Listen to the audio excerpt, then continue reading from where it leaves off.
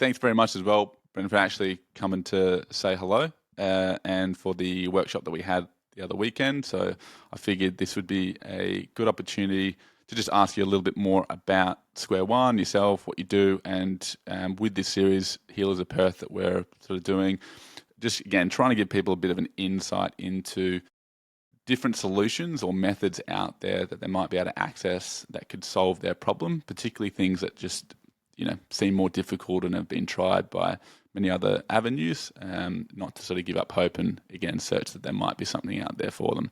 So I would like it if you could, please, it's always a bit painful to do so, but just give us a little background on yourself and then why it is that we're speaking today, which is about sort of Square1 as well. Yeah, I suppose what brought me to the point where I wanted to work on clients one-on-one was I got a big sporting background, so I started out in golf. I got down to a scratch handicap, decided to become professional, played trainee professional tournaments for a few years, and then I really I got pretty homesick. I wasn't playing well, and then I won a little bit of money and decided, okay, I'm going to just put that aside and keep it for a rainy day as opposed to using it to keep funding something I was already pretty burnt out from. Um, and then golf sort of led into endurance sports, so I started doing like Ironman triathlons and ultra marathons and that kind of thing. And it was through getting my own body work done. I'd see a chiro every 2 weeks, and then every other week I'd be getting a massage or whatever it may be. So, um, yeah, that really got me passionate, and also learning my own ways to maintain my body. I'd be watching TV every night, driving my wife mad, sitting on a trigger point roller or doing some sort of corrective exercise and that kind of thing. So I'd drive her mental doing that sort of thing. And then, But also a pretty big going from burnout of golf to being like, I'm burnt out from golf. Let's go into Ironman, triathlete, ultras. Yeah. yeah, I went burnt yeah, out there. Yeah. yeah, I went from one psychotic sport to the next. Makes perfect sense. So then it was around the end of start of 2017. I was like, you know what, I want to explore this more. I love um, what I can do for myself on my body, understanding how the body moves more, and then I loved and respected a lot of the practitioners who'd helped me over the year to look after my body, training 10 to 20 hours a week. So um, I decided to study a diploma of remedial massage, got into that, and then loved every minute of it. And then I went further down that rabbit hole, doing every other course from dry needling, cupping, myofascial release, lymphatic drainage. And then it was in late 2019, I had an ankle injury where I couldn't run because like the front of my shin, the anterior tibialis, was so excruciatingly tight. It felt like the arch of my foot was dropping. Um, I was like, wow, none of the tools I'm using on myself are working. I saw all my usual practitioners, they really didn't know what to do. So I then explored out. I saw every other practitioner from, you name it, I saw them, and I didn't just see them once. I saw them anywhere from 3 to 7, 8 times, and sometimes it might give me a relief for a day, maybe a few days, but it would always come back and it would be just as bad as ever. So nothing was sort of moving the needle. And then I was starting to explore these other nervous system based sort of approaches. And I found a guy about 40 minutes from me, and he didn't even look at my foot. And he was like, just got me to walk up and down on a balance beam. And for the first time in 5 months at this point, I had no pain. And I'm like, I just couldn't understand, one, why I was walking on a balance beam, and two, why it wasn't causing me any grief.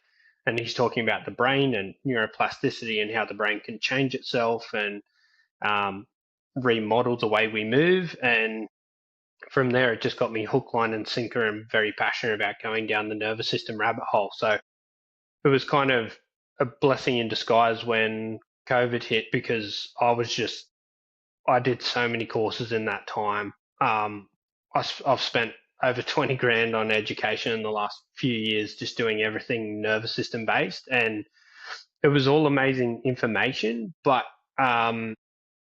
it still, for the most part, still required clients to go home and do some corrective exercises or some drills or um, some sort of mobility work. And I was like, people just don't do that stuff. Like, I know some people have to take some onus to some degree, but I was like, there still has to be better answers that I can really take control and help move the needle for these people. Mm. And it wasn't until mid 2021 I saw a photo of a elderly gentleman really bent over, like what we would term awful posture, like Hunchback of Notre Dame sort of stuff. And it was just a progress shot at the end of after 4 sessions, and this guy was standing virtually perfectly upright again after 4 sessions. And I'm like, I have no idea what this guy's doing, but I need to learn about it. And jumped on a call with Sean Sherman, who created Square1 system, and I didn't even tell him my whole host of problems because I didn't even know where to start. And I was able to run at this point, but to be honest, I was doing 30, 40 minutes every day of corrective exercise based stuff just to be able to manage my symptoms, to be able to run. So this Um, is stuff that you learned or picked up during your sort of applied neurology coursing and workshops and everything you've done over the past few years. So you'd learned a bunch of skills, was applying that to yourself. It just required a lot of constant maintenance in order just to keep you at a level that was okay, but not fully recovered. Can I ask, just before we jump into Square One and things, what sort of things, I guess, were you doing, or what sort of things did you learn that you felt at least did provide a bit of value from that side?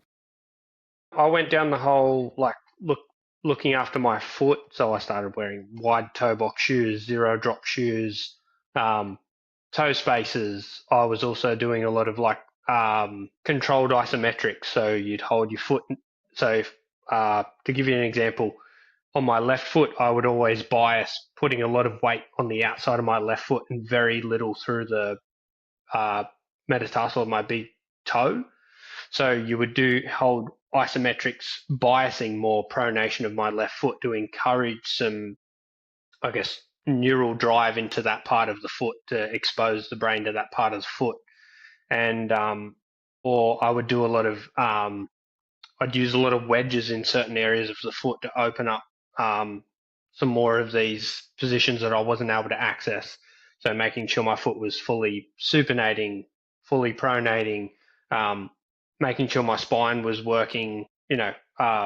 Like the spinal cogs where your pelvis, your sternum, and your head should work independent of each other. And a lot of people are in pain. They're almost like a robot. They tend to almost be frozen, they run a bit like a robot where they're just very stiff and rigid. So, especially going from golf to triathlon, like I had a lot of rigidity because in golf you are holding yourself in these rigid positions to maintain your golf swing.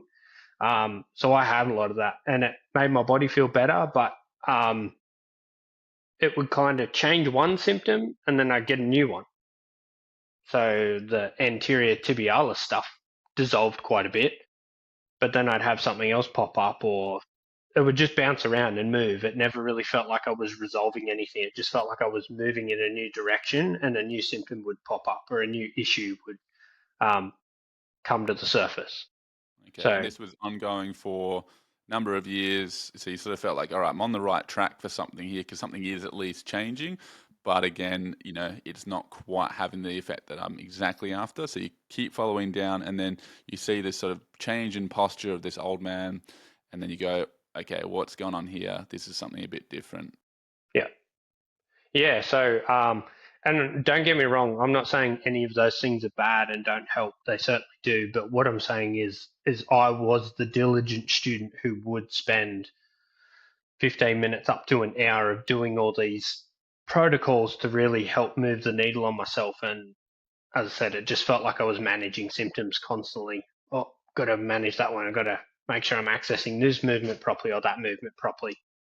It's a good So then, point. yeah, I reached Good out to point. Sean, and obviously we're all in lockdown, all at home. And I just shot him a message, and I was like, "Hey, I saw this photo. This is incredible. Can you work on me?" So here I am up in my shed, trying not to wake my kids because of the time difference. And Sean was more or less just guiding me through a session, but relying on me testing myself. Um, and throughout my golf career and running career, I always had extremely tight adductors on my right leg. If I tried to sit with my legs crossed, my knees would be like this, and I'd be like really leant back. I could barely sit with my legs crossed like you can when you're a kid at school. Um, and at the end of the session, I sat up and my leg just rolled out, and I could feel the shock on my face, and he's just laughing at me. And I was like, wow, if this guy can do this from the other side of the world over a phone call, like, what can we do? What can you do for me in person? And how can I learn this and start bringing this to more people? Okay. And did that make a direct change to your foot as well at that time, or no, it's completely separate? It changed a lot of things. Like the external rotation of my leg was the most obvious thing for me, but that shifted so many other symptoms. Like it was weird. It's like all this neuromuscular tension that I had just started to dissolve, even though I was able to increase my run mileage. I was ramping up my volume as well, but it was like I get this sensation where I didn't need to roll anymore. It was like once the nervous system was kind of feeling safer in my own body, I wasn't trying to protect all these different areas where I'd have like a Mark Pro TENS machine on my legs at night to help me recover. I'd be rolling of a night, all these sorts of things. And to be honest, I dropped so much of that stuff and I've never brought most of it back. So yeah, Mm. it was funny. A lot of those symptoms just went away. All of a sudden I could access different parts of my both feet. It wasn't just the foot where the symptoms started. And did you feel so like you've done this sequence with Sean and you've a bit of mind blown and he's obviously trying to talk you through it, being like, this is what's happening and da da da. What was your actual understanding of it at the time? Because you've already learned a lot of applied neurology and you've been going through and becoming a good student for quite some time, and then you're seeing this new system. Like, are you still able to appreciate what's going on? Are you just completely confused? Like, how's your understanding of it at that time? To be honest, I had the opposite response. I didn't really fully understand what happened because whenever I get worked on, I kind of just hand my body over to someone and let them go for it. So I kind of did the same thing. I took out all expectation, and I didn't tell him my symptoms. So he didn't really explain what was going on as such. But certain things that we kept identifying, which started to make sense to me at the end of the session, is I had a lot of T-spine things popping up. So a lot of compensation patterns stuck in my T-spine, which made sense from lack of mobility to my golf swing and all that sort of stuff. So um, a few things rang true, but I also was like, I have no idea what just happened, but a lot of what he did also made sense to me based on all the other things that I'd learned, Okay, if that so makes you sense. could at least you could sort of appreciate that he's taking in your history and whatever he's looking at seems to match with like, oh yeah, that would make sense based on my history, even though I can't exactly understand what's going on. Or that would make sense to me at least in some version. And there's a hint there where it's like it seems simple, I still don't get it, and I can see an effect. All right, so you speak with Sean, he makes this dramatic change in you. What happens next? I signed up to every course he had. um, Okay. I literally bought every one of his online courses and I started practicing on myself and on my wife. Um, from literally that minute onwards. We still did a couple more online sessions to work on me, but also just to make sure I was understanding the content correctly. But to be honest, it really resonated with me because he wasn't trying to tell me why my symptoms were there. He wasn't trying to,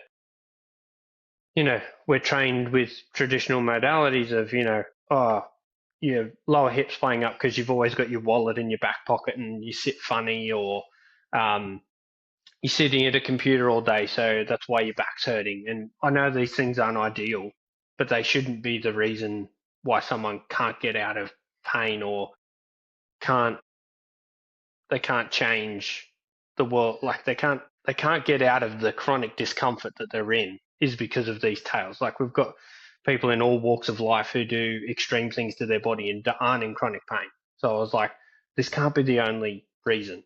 And he wasn't trying to tell me it was any particular behavior I had or anything like that.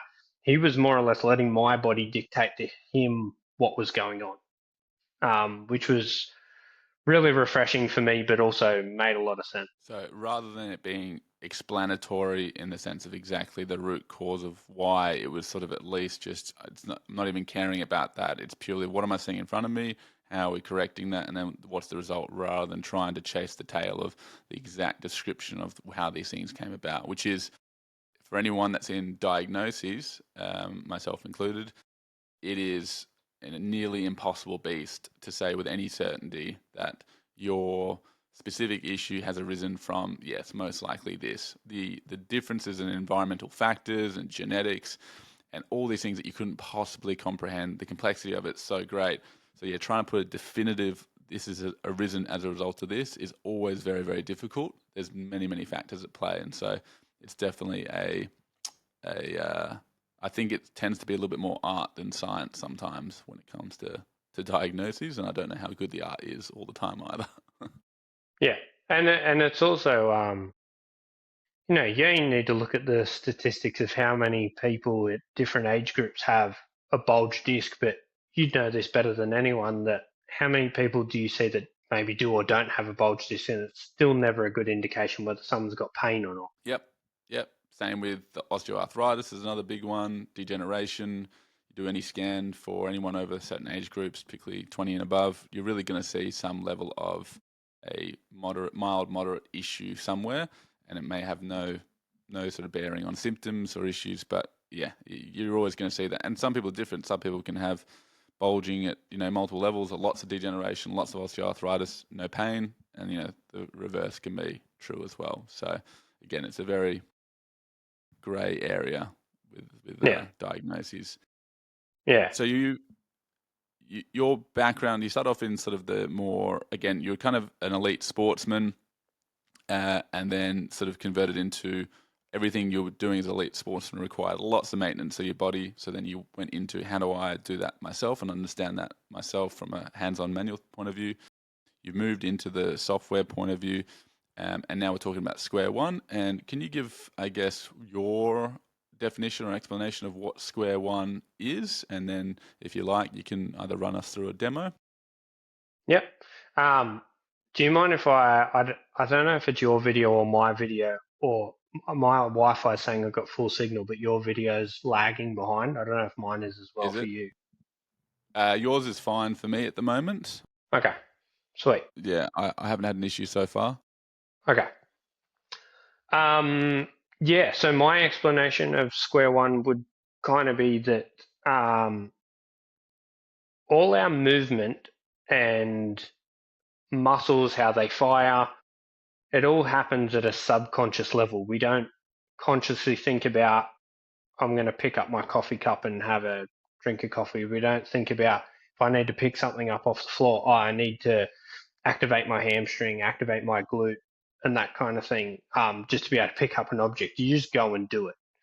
Uh, so, in order to change someone's pain, what muscles are firing, what movements they can or can't access, it needs to be changed at a subconscious level to a large degree to see a long term change. And if we can start to interview someone's nervous system and find out where their brain is um, perceiving it as unsafe or threatening to access a certain position or do a particular movement, and then we can give the brain a safety input and get the brain to now perceive that movement and that activity as safe again, then we don't need to give a lot of corrective exercises or strengthening exercises to be able to make someone be able to perform that task pain free or as less restricted as possible. Because we've changed it at a subconscious level, all our movement happens reflexively. If you're running on a soccer field, if you're walking through the shops, you're never consciously thinking about what you're doing in the moment. So Square 1 allows us to interview the nervous system, see where some of these movement restrictions are coming from, and then give it the safety input that it's asking for to be able to then change it at a subconscious level. And I see this time and time again with clients that I'm working with. Movements they potentially haven't been able to do for years, whether it's an elderly person that can't get in and out of a chair very well, or they have pain when they get up and down out of bed, or an athlete who's been struggling with their squat ever since they tweaked their back squatting or whatever it may be. And as soon as you get their nervous system on board with that movement, that it is safe again, it'll give you access back to that movement just as quick as the brain took it away. So that would be my best explanation of Square1, that we're changing things from a subconscious level, so that way the brain will then give you access back to these things, whether it'll give you access back to pain-free movement, less tight muscles, a particular range of motion, strength in a particular range of motion or exercise, whether it's grip strength, muscular strength. It kind of, the brain will put a handbrake or a governor on you as to how much potential it will allow you to perform an activity. But when you show it safe enough to perform that activity, it'll remove or down or reduce how much it's putting that handbrake over your performance to perform a task. Yep. As you were sort of talking through that, I had the image in my head that conjured up was if I imagined that I had zeros and ones across my body. So like simply if I had like a 0, 1, 0, so like 0 at my shoulder, 1 at my elbow, 0 at my wrist, and let's just say the 1 was seen as a threat issue, some sort of threat input, and you correct that to a 0, and all of a sudden the flow between all three joints improves, and so all of a sudden you might have had actually a sore wrist, but now having done something at the elbow or some sensory input change at the elbow, again, all of a sudden the wrist now feels a lot better. That was my at least visual interpretation of that. So I love that as well. And that's the thing, people want the elevator pitch or the quick 10-second explanation of what it does, but there's a million different ones. There's a million and one ways you can describe it. It just depends on what the context is for that person. Yeah. And how do you find when you are getting some new person on board that has, never heard of Square1 or applied neurology, or even just associating these weird mechanics with getting changes to their range of motion, pain, etc. It's for sure a woo-woo space for anyone unaware of, I guess, the space. So how do you sort of approach that to, a new person that has no idea? I'm lucky enough that most people coming to me knows that I'm doing something different. I suppose the hard part for a lot of people is they really don't understand what the nervous system does and how much it is the CEO of our movement. And muscles are more or less the worker bees down below, taking demands from the CEO, which is the nervous system. So getting people to kind of just get a quick snapshot of what our nervous system does. But to be honest, I don't really I'll sort of explain that stuff along the journey to help make sense of what I'm doing. But generally, I'll be able to find something within their own movement or visual field or a restriction or maybe an old injury. And I can quickly show them how much that is still affecting their brain and nervous system today. So once they see that, they're like, okay, I get it. People can have surgery 20 years ago and they can still remember the pain like it happened yesterday, because our brain doesn't forget any of our old injuries. So, most people that they still think and feel like they still know it's going to look and feel strange, their body responding in certain ways. But in terms of showing how I'm trying to correct their nervous system, when you show them an old injury or maybe an eye movement that feels a bit difficult, and then a few seconds later it feels a lot better to do, they're normally like, okay, I don't really get it, but I can feel the change already. Like I'm on board with whatever you're doing. Yeah. Do you have a example? I'm sure, like we all do, we've sort of got top favorite or memories, I guess, or case studies from people. Do you remember like the first time outside of yourself and your wife, I guess, that you felt like you're like, oh wow, like this has a bit of a breakthrough for someone? Yeah, I've got a photo of this guy's rib cage on my Instagram page, but he was a long-term remedial massage client of mine, and he had chronic elbow issues, and we got him some good manageable results using manual therapy and stuff like that. But I always remembered he always said in his erector spinae, it just always felt like it was super tight and holding on. And he said he had this other practitioner treat him one time and he rubbed something really cold on it. And ever since then, it just feels like it's constantly locked. Um, and he was the first paying client, I guess, that I started to use Square1 on. And he had like a twisted rib cage. He was in debilitating back pain the days that I saw him. Couldn't breathe in, couldn't bend, with his hands much further past his knees. Um, Everything was hurting him. So I was like, okay, just give me 10 minutes and we're going to just do some stuff on you. And something just instinctively went, I'm just going to take a photo of this and just see what happens. So I took a photo of his rib cage laying on the table, and then I just got to work using Square1 on him. And every couple of minutes, I'd take a new photo because I could see his rib cage moving without me actually touching his rib cage at all. And then after roughly 10, 15 minutes, I took a photo at the end. His rib cage was perfectly flat. Um, and at that point, I was testing his peripheral vision. I actually wasn't too worried about his rib cage at this point, and I was like, "Can you show me your peripheral vision?" And it was restricted on the left side, so he couldn't really see his thumb that far to the left. And then after running Square1 on him, I'm like, "Can you just go back and check your thumbs?" And that had dramatically changed, but also his rib cage position was in a totally different spot, and his back pain completely went away. And he just turned to me and went, "What do we do for the next 45 minutes?" Um, so yeah, that was pretty mind blowing for me to get without touching his back, without doing anything to his back. In 10 or 15 minutes, we had him completely out of pain and moving back fine again.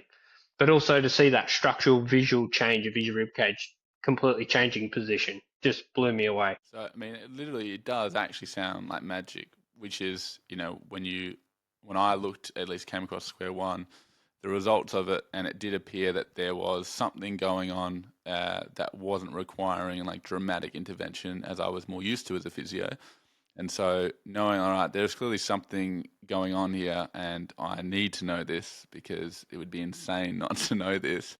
Uh, but it's still, every time it's worked, and it works surprisingly well a lot, particularly when doesn't have to be for the specific issue. Let's say someone's got, back pain, for instance. The other tests that you're doing to check to see, well, what's their balance like, and as you say, what's some of their visual acuity like. You can still get improvements from those, even if you don't get from the issue that they've first arisen with. At least that's what I found so far. But that sort of result, it does still feel like magic. Even now, knowing how it works and what's sort of going on, it still every time feels like a crazy thing to be happening, right? Like it's bizarre that this is somehow an effective system. What can you say?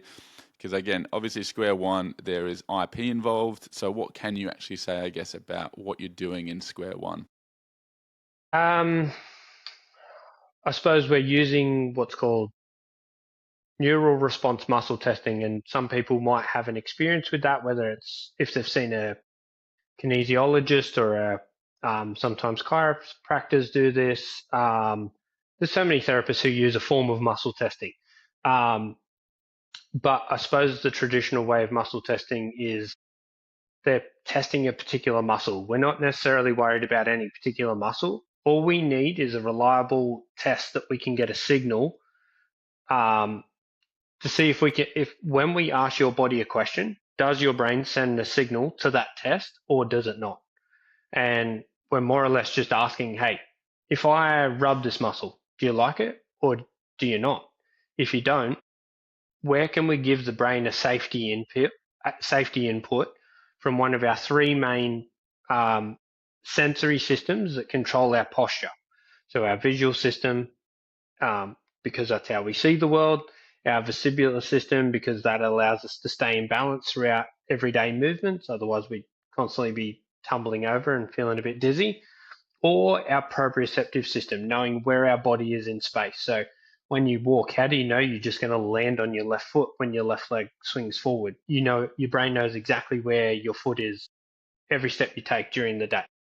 Um, so after we identify these different things your brain perceives as unsafe or as a threat, how do we then give it a safety input through one of these three systems to then for it to no longer perceive that particular input as threatening or unsafe anymore. Mm.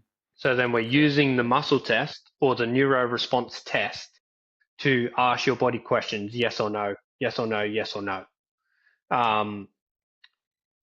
So yeah, but I 100% agree. 3.5 years on, it still blows my mind how, like, especially with visual stuff, that stuff still blows me away. That it does feel like magic some days. That I'm like, how can I have someone who couldn't even perform the most basic task with their eyes less than 5 minutes ago, and now they can perform it like it was never any different, and I did nothing to their eyes as such. So Yeah. yeah, Yeah. It has been, and it does seem like because it's the nervous system that you're dealing with, and you've got so much more access to people with such a wide, varied amount of traditional diagnoses that you might still be able to assist. So on some of the people that you've seen before, you sort of note that you've come across concussion, stroke, post surgery, plantar fascia, sciatica. These are some really big conditions that people are dealing with and that get traditionally dealt with, from a manual therapy point of view, a lot of the time. Uh, how,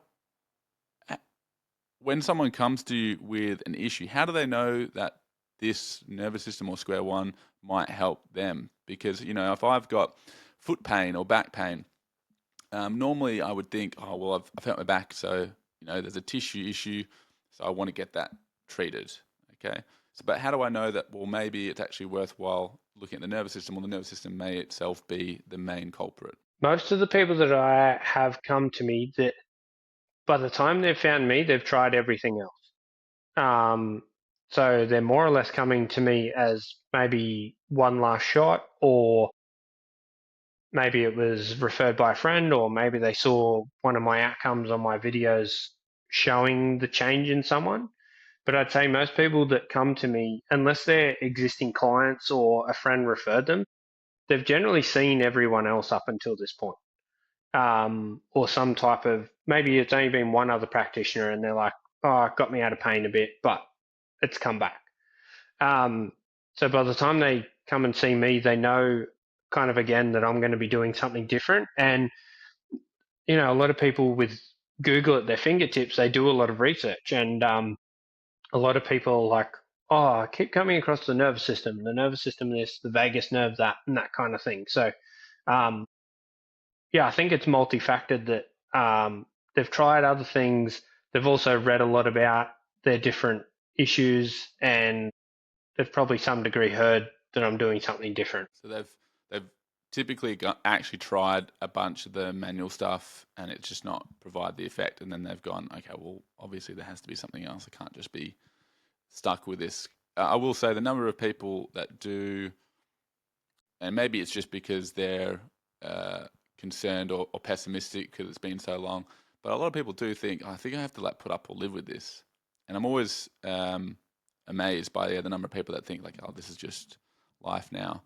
And I feel like this kind of option again really does provide just a whole new avenue for people. I do really encourage anyone not to give up, even if whatever it is isn't working for you. Just I would say for sure keep looking for the next one, because you just don't know when something like whether it's Square1 or something else, you just don't know when the right thing's going to pop up. Um, And that's like, and that's the thing. I've had so many like medical mysteries come to me where they're like, they can't find a diagnosis, or they've found a diagnosis, but they're like, I shouldn't have this degree of pain, or whatever it may be.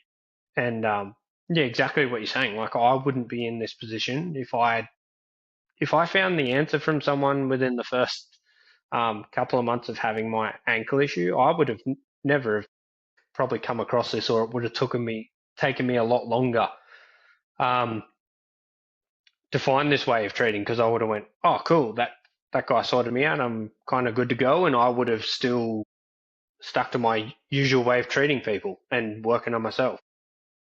would you be able to run through just the how you would quickly interview the nervous system so that someone else at home watching might be able to just quickly try, just get a sense of how this actually interacts, or how this might, interact for them. So show them how to test themselves, or what I would do. Yeah, so some little test interview that we can do to see if there's a change between, a little self test or something that we can potentially all do together. Yep. So without moving the camera, I'd suggest being in a seated position, up on a chair, and then I would keep your knee bent, lift it up, say 3 to 5 centimeters up off the chair, and then with the palm of your hand, you're just going to try and press your thigh back down toward the floor. And if the nervous system is happy to send a signal there, it won't sort of budge. It'll just feel like it's rock solid there. It's not going to move. But then if you turn your head, say to the left, keep your head turned left, and then press on that same leg for me and see if it feels any different. If it doesn't, that's fine. Now turn your head to the right and press on your leg.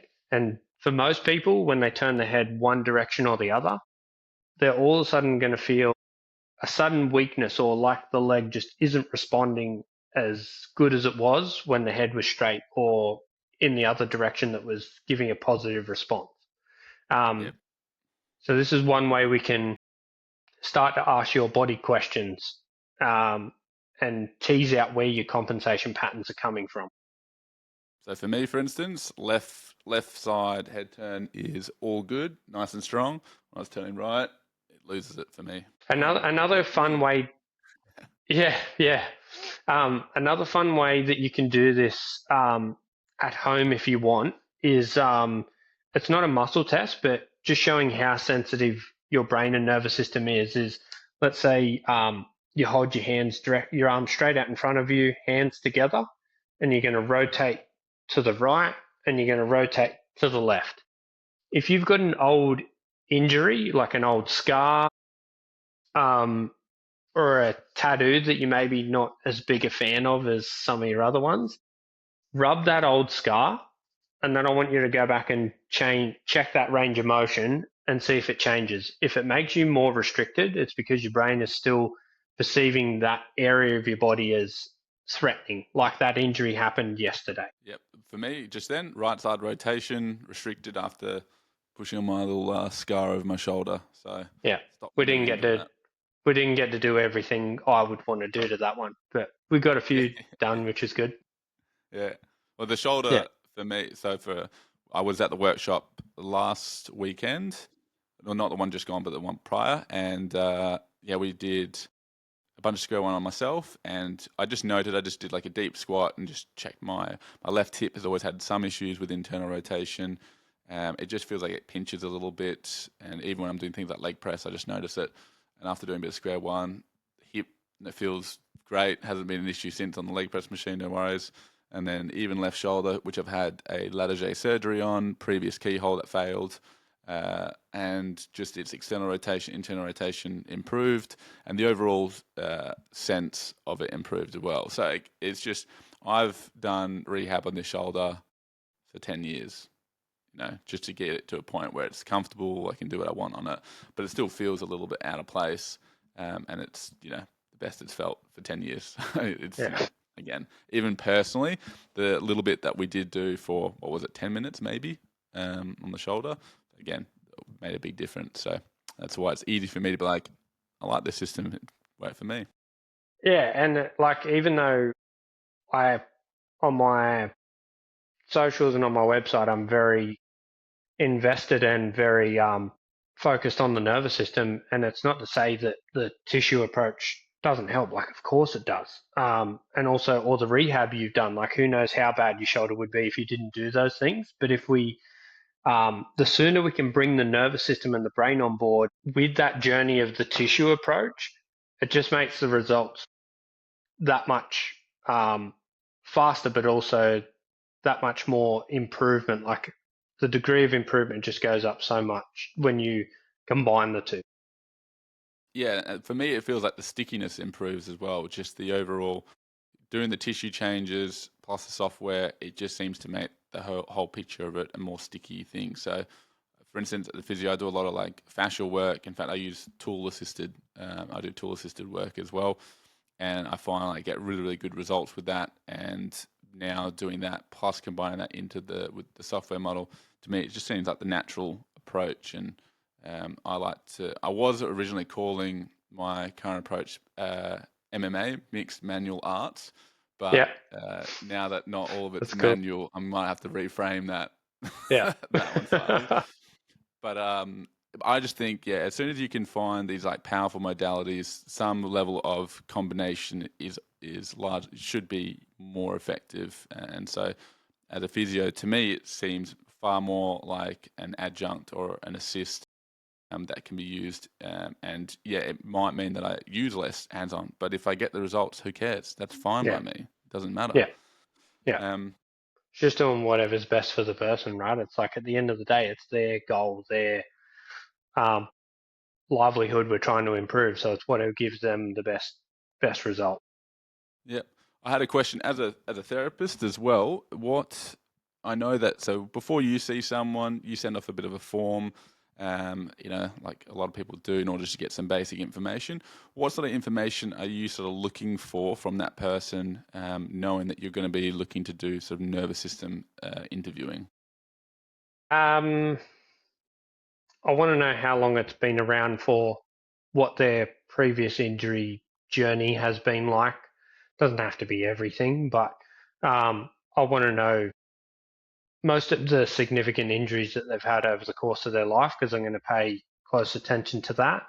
I'm also going to pay a lot of close attention to any history of head injuries because head injuries, no matter how much time's gone by, your nervous system and your brain is still compensating for those heavily, even though it could have been 10 years ago, your brain is still compensating for that injury like it happened yesterday. So they have ongoing lingering effects, and this could be a big driver as to um, why you might be suffering knee pain, hip pain, whatever it may be, so far down the track, and you've probably completely forgotten about your head injury, or just that one-off head injury you had all them years ago. But that could be a part of your movement journey as to why you're in a position now where you have this particular pain.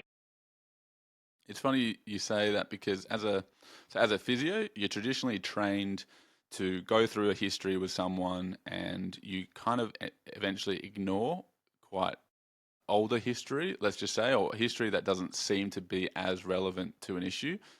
And it's funny that having done Square 1, I'm now far more interested in injuries that seemed irrelevant at the time. So if someone was like, "Oh, I'm coming in with back pain," they might be like, "Oh, when I was young, like I really hurt my ankle," or like I've had a couple of ACL injuries, and a lot of the time you'd be like, I probably don't need to worry about that much right now if it's 20 years ago and right now you're presenting with back pain. And now, funnily enough, that's turned on its head for me, which is awesome. And what's funny as well is that in when I'm speaking with someone, the client is just so keen to tell me about all these previous injuries, and they always have been. So they've always been like, "Oh, that they've it's such an important piece of information that we've probably, I would suggest, probably ignored a little bit too much, just because we don't have the tools really to address it." And now with Square 1, the person knows that stuff is important, that information is important. They're telling us that, and now there's something worth that I can actually do to interview exactly those areas. So it's just a really cool turn of event sequence where it's like people explaining something to you is of high value. It's an important piece of information that we just were kind of not paying that much attention to. And it's also how many times do you hear where the person had the perfect pre-surgery conditioning, they had um, as far as um, the surgeon, like everything's run really well. The scans have come back beautiful. Everything's gone to plan, but then the person still has debilitating pain, or they're just like, oh, it's just never felt right after that injury or that surgery, or they've still got pain way after that injury from a tissue perspective has healed.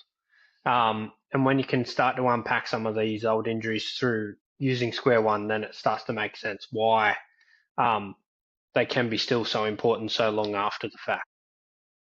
So how long does someone or can someone expect to be worked on in a sense with the nervous system to maybe see results? Of course, I know it's going to be varied, but what do you tend to see? I pretty much tell, like depending on how long it's been there, if I've got someone who has had a stroke or um, they've got a vast amount of ailments, I'm like, look, we're still going to see a great marginal change in 3 sessions. But if someone comes to me just with like pretty acute lower back pain, generally I still tell them 1 to 3 sessions because I don't want to put that expectation on them and also on myself that I can solve everyone in 1 session. Like that's not fair on me, and it's also not fair on the client to expect that. You don't get that with many other forms of treatment, so I also can't put that expectation on myself. But however, a lot of things can be solved or dramatically improved in 1 session, but I generally tell people to really get their nervous system as robust and give them the cleanest slate to start rebuilding their movement patterns, they need to give me that sort of 3 sessions um, to really give them as clean a slate to move on from there. Okay. And how often would you get through 3 sessions and you just found okay, it hasn't really gotten a result that we're after? Um, I've had 2 clients in 3.5 years. Yeah, which is Um, far better than I think any therapist can claim. yeah, and like, I mean, at the end of the day, we don't know what we don't know. But in terms of once you do know and you are aware of this, and this is something you can start to employ for people, like the improvement you can make in people's lives for, um, like even concussion. Like there's a lot of great people doing good concussion work out there. But I've had so many people for concussion, the doctor or even and I don't know what lens they're looking at the degree of damage or what they can do for this person in. I really don't all the time, but for a lot of them, it's just you need to rest more, or they almost, for some people, they're like, oh, I think it's all a bit in your head and that kind of thing, and that's like the last thing someone who's experiencing post concussion symptoms needs to hear. So, um, we can make a dramatic improvement in their symptoms and how they're feeling in relatively short periods of time, especially um, because unfortunately there's still not great answers from the conventional model for these people, whether it's stroke or um, concussion. Yeah, I think it's important as well for any system profession as well that there is always going to be people that you just can't help within the physio department. The only problem with most professions is that there isn't the best feedback loop for when it doesn't work out. Simply, someone just tends to just stop coming, of course. But there is no doubt within every profession there is it didn't quite work out for someone or the results weren't quite achieved.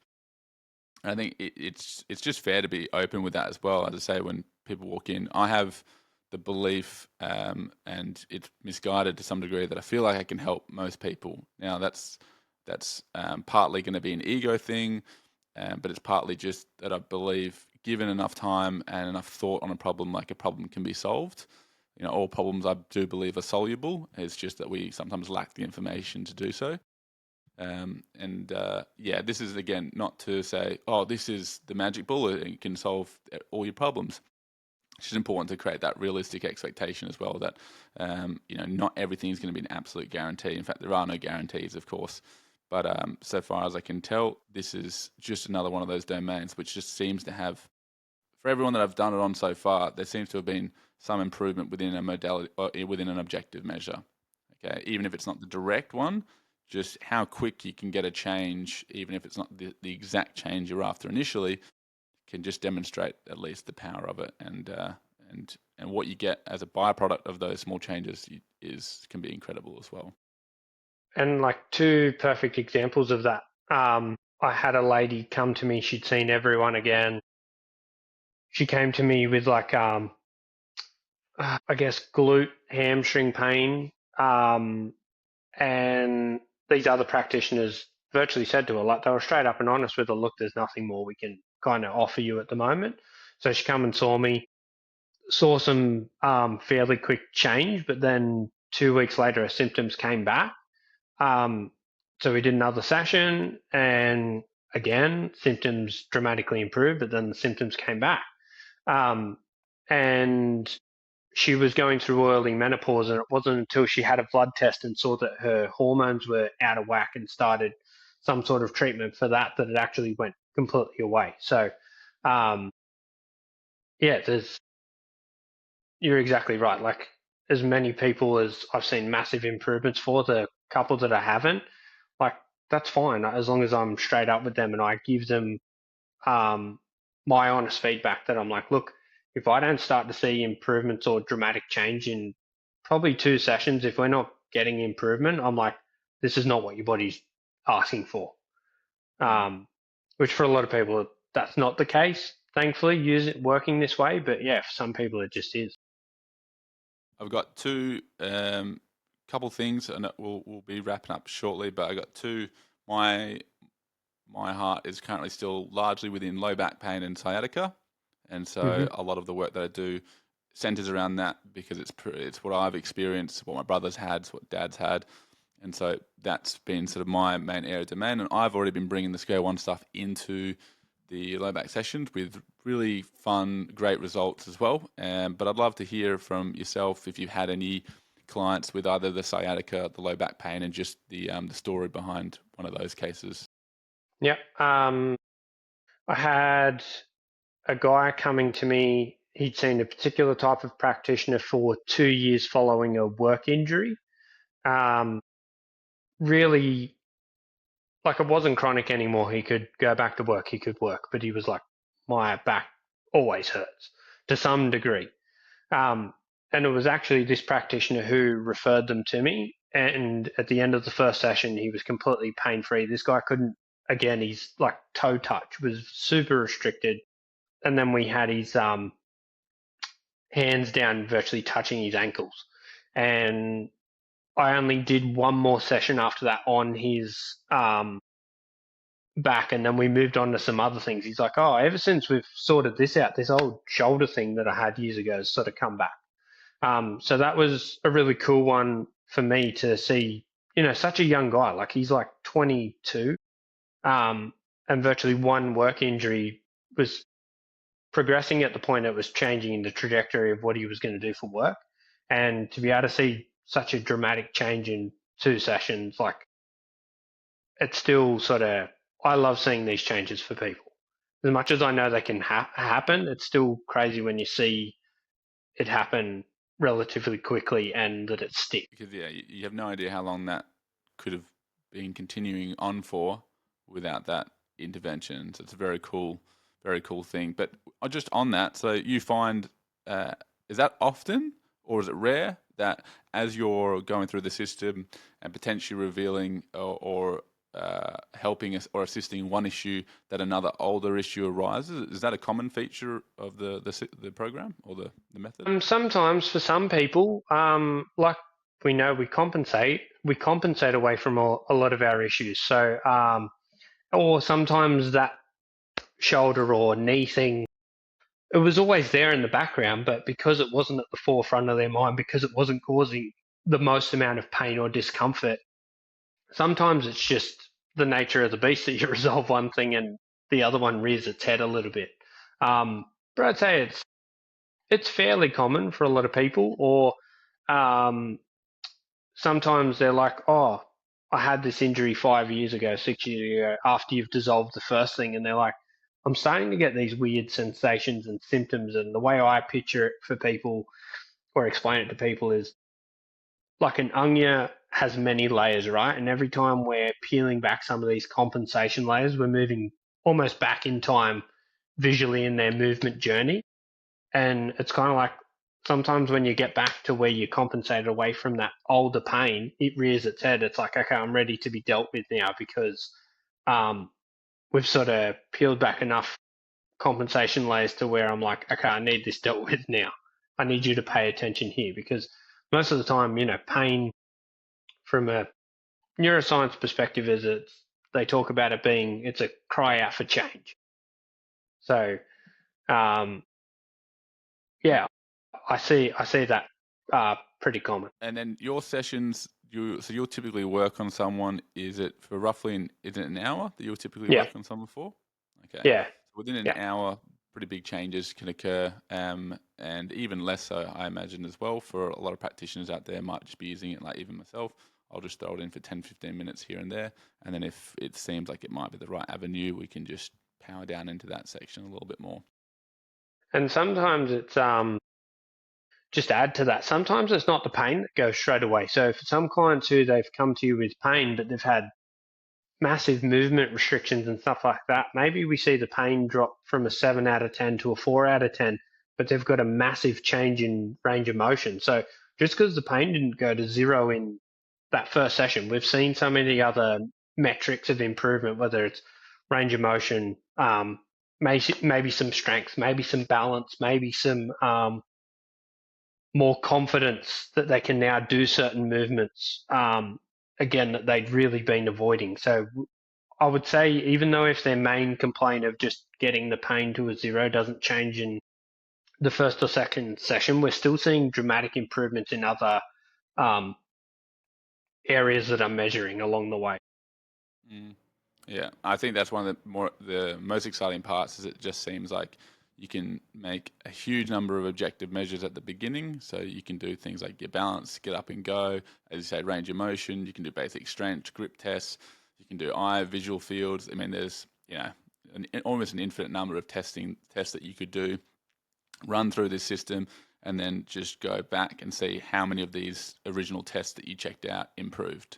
And you can get such a wide or such a high number of things improving from this sequence that I don't tend to see with me doing something like manual therapy as much. Again, I still love manual therapy, absolutely. I'm with you in the same way that I'm not saying that this is something that should kill off manual therapy. I think there's going to be room for both houses to live side by side. But yeah, it's been a very cool journey, and I've super appreciated your teaching behind it as well, and your having gotten into the whole program, because I think you're currently the only instructor in Australia, if I'm correct, for the Square1 system. And so without your pro golfer, Ironman sort of mindset of just like, I'm all in, and I'm going to be the best at this, I wouldn't have had access to it. So I do want to thank you for that. And for anyone that is going to be, thinks this might be relevant to them, or would just love to reach out to you, where can they sort of find you and your work? Yeah, so you can Google my webpage at wiredtomove.com.au, or I'm on Instagram at wiredtomove, or on Facebook at wiredtomove.